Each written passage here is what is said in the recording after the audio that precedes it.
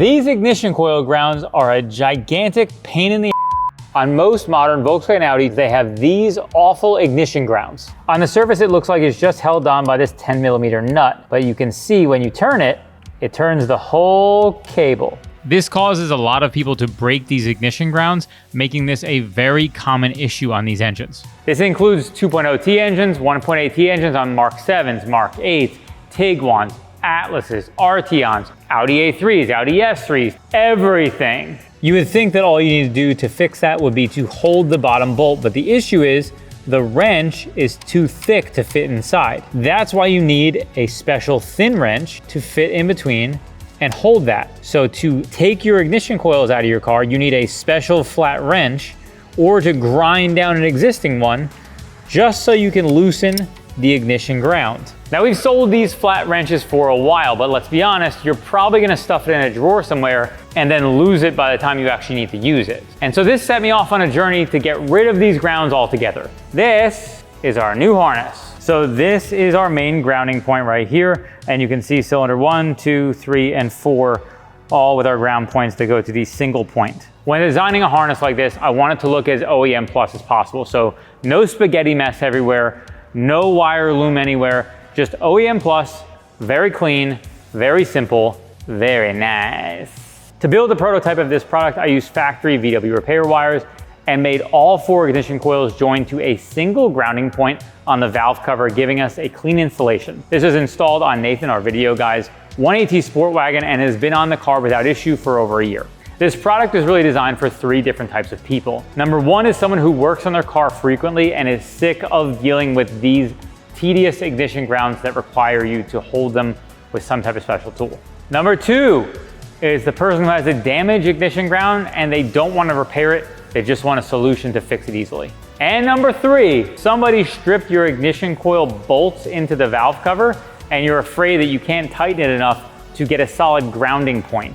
That's going to be a common theme with people who they'll wallow out the hole in the valve cover and then you won't be able to get a snug connection on that ground. Now, the first part about the installation of this harness is there are 2 different electrical connectors. You cannot tell by VIN, you cannot tell by car. The application is impossible. It's unknowable unless you get the connector part number. Now, visually you can tell the difference, so you will be able to do so. And we're going to show on screen here, you can see that the one connector has terminal openings above and below it, and the other connector has an opening that's fully from top to bottom. You can look at the connector that's in your car, and depending on which one you have, this is the part number of the kit you should be ordering to make sure that it's right for your car. If you order the wrong one, it will not go in the connector, and it will not fit in your car. So you'll disassemble a bunch of stuff, disassemble some wiring, and then it won't work. Look at it first.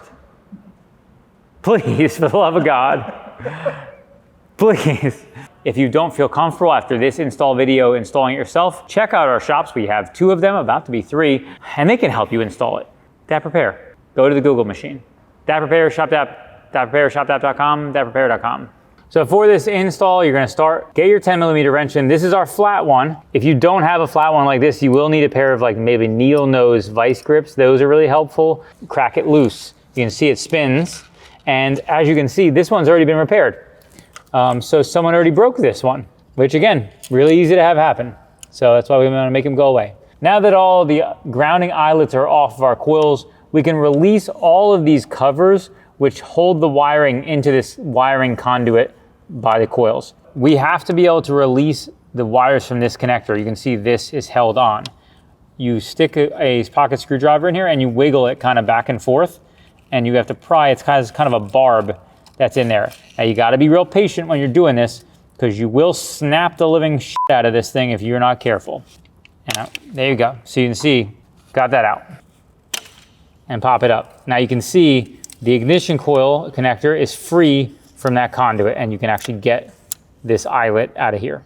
Repeat that awful process on 1, 2, 3 more. Now we're ready to remove the connectors off the coils. You can see these are the 2 different kinds you have. We have this kind, which you push up on. If you have this kind, you push down on, down and kind of upwards. Similar, but different. We're just gonna grab the connector like this, and I like to push forward on it, and you can feel it release, and then you slide it backwards. like that. So this is broken. You can see there is nothing to push on. When that happens, what you have to do is release from underneath this part here. See that? Now to do that, we're gonna take our hook, slide it underneath. Oh, this connector is broken altogether. Never mind, we can just push back on this one. If your connector is broken all the way like this one, you will want to replace it at this time. So just to show you on a non-broken connector, you can hook a pick underneath, and if you look, as I wiggle this and I'm twisting it, it's pushing the tab up. So you can see the tab kind of wiggle by itself. So you can do that and then just pull back.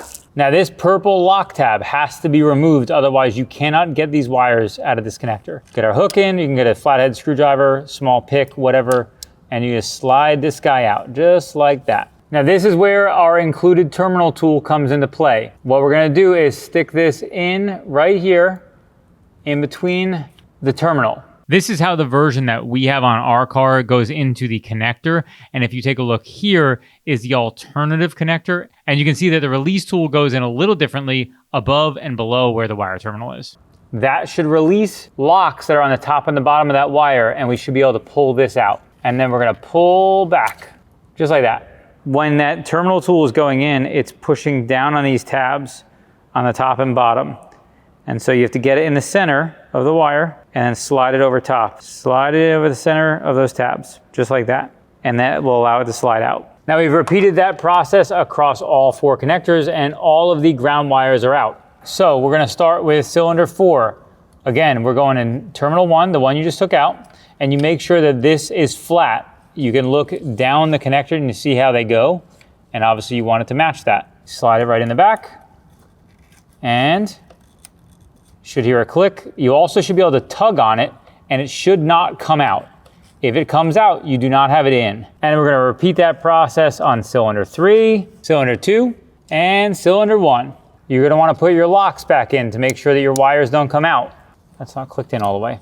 If you have one like that, where it won't click in all the way, it's because, if you look here, I did not seat the wire in all the way. See how these are out, that one's not? This tab will not go in with that wire not faced in all the way. There you go. So don't just ram and jam stuff. Pay attention. Now we're going to plug all of our connectors back in. 2, click, and 4. Now this harness, you can see, is intended to run inside of this. Some people might want to like tape it up. That's really a preference thing. Some guys might want it to be like super OEM plus and get some Testa tape or stuff like that. It's not the way we have it set up or designed, but what you're gonna do is get the harness in here, and then you can clamp down on that. This is a easier way to run it, is on top like this. A lot of people who want it to be extra clean are gonna run it underneath of this harness and have it come down and around underneath. And so I'm gonna show that what that looks like right now.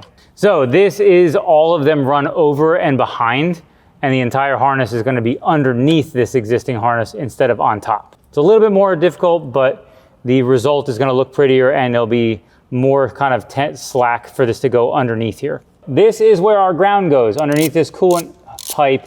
So we're gonna take this harness, slide it underneath right here, and then you stick it underneath there. Now you can see the orientation of this matters, and this is what's important for when you start the install, is this part that has like the bump on it should be facing down so it gets flat. Because if you do it this way, it's gonna be pushing up and it will be stuck underneath here. So you have to have the flat part of this facing the top of the engine or the hood area.